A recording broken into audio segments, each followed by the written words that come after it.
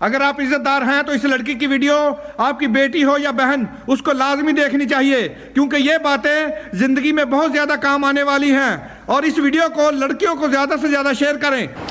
बेटा अब आप बड़ी हो गई हो दोनों, तो आओ मैं आज आपको थोड़ा सा उठने बैठने और लोगों से मिलने का तरीका बताती हूँ। आप लोगों की भी बच्चियाँ हम सब की एक जैसी बच्चियाँ हैं, साझी हैं। आप भी थोड़ा सा अपने बच्चों को सिखाएं और ये तरीके थोड़े से सीख लें।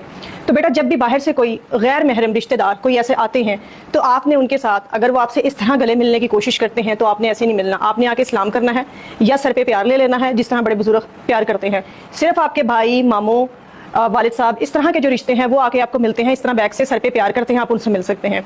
दूसरी चीज़ बेटा, अब आप बड़ी हो रही हैं तो आपने जब भी बैठना है तो बैठने के कुछ तरीके होते हैं। जब भी आपने किसी के सामने बैठना है, स्पेशली मेल पर्सन बैठे हों या फीमेल भी हों, तो कभी भी आपने इस तरह नहीं बैठना।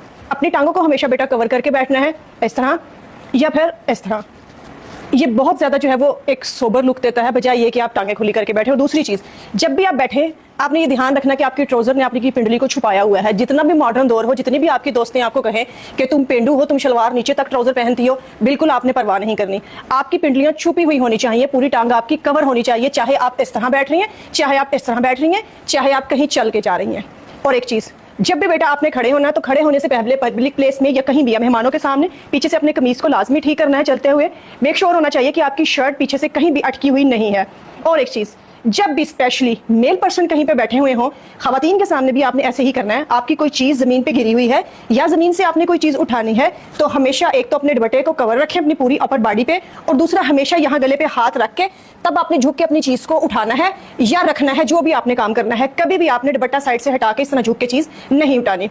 और एक बात बेटा, जब भी कभी पब्लिक से आप गुजर रहे हो, पब्लिक प्लेस पे आप गुजर रहे हो, आपको जितनी भी शदीद खांसी आ रही हो, आप कोशिश करें कि आप उस खांसी को रोकने की कोशिश करें।